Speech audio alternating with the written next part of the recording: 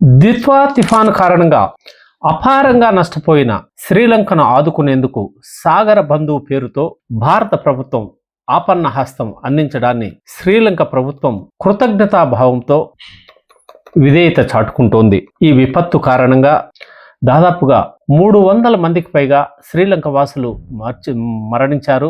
ఆస్తి నష్టం అపారంగా సంభవించింది. పరిస్థితి తెలిసిన వెంటనే స్పందించిన భారత్ 53 టన్నుల రిలీఫ్ మెటీరియల్తో ఎన్డీఆర్ఎఫ్ బృందాలు శ్రీలంక చేరుకున్నాయి. వారికి ఆపన్న హస్తం అందించాయి.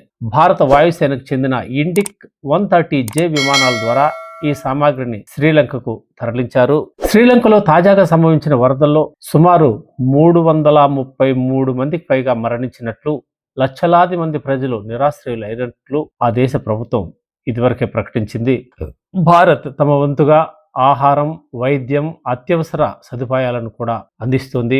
ఈ సహాయమే కాకుండా దీనికి ఇంకా కొనసాగింపుగా కూడా సహాయ సహకారాలు అందిస్తామని భారత రాయబారి ఇదివరకే ప్రకటించారు. ఈ విషయాన్ని ఎక్స్లో పోస్ట్ చేసిన శ్రీలంక ప్రభుత్వం భారతదేశానికి ధన్యవాదాలు తెలుపుతూ భావోద్వేగ వీడియోను షేర్ చేసింది. శ్రీలంక, భారతదేశాల మధ్య ఈ సహకారం రెండు దేశాల మధ్య సోదర భావాన్ని మరింత బలోపేతం చేస్తుందని పలువురు నెటిజన్లు కూడా వ్యాఖ్యానిస్తున్నారు. శ్రీలంకే కాకుండా ప్రపంచంలో ఏ మూల విపత్తులు తలెత్తిన శత్రు దేశాలైన పాకిస్తాన్ కానీ, టర్కీ కానీ, మరే దేశంలోనైనా ప్రజలు ఆపదలో ఉన్నప్పుడు మేమున్నామంటూ ముందుగా ఆపన్న హస్తం అందించే దేశం ఏది అని మనం ఒకసారి ఆలోచన చేస్తే అది భారతదేశం. మానవత్వంలో భారతీయులను మించిన వాళ్ళు లేరని మన వాళ్ళు చాటి చెప్తున్నారు. ఇదే క్రమంలో శ్రీలంకలో నిరాశ్రయులైన ప్రజలను, ఆపదలో ఉన్న వారిని ఆదుకునేందుకు భారత ప్రభుత్వం యథోచితంగా సహాయపడుతుంది. ఇది చాలా మంచి పరిణామం. అయితే సాయం పొందుతున్న దేశాలు కూడా కృతజ్ఞతాభావంతో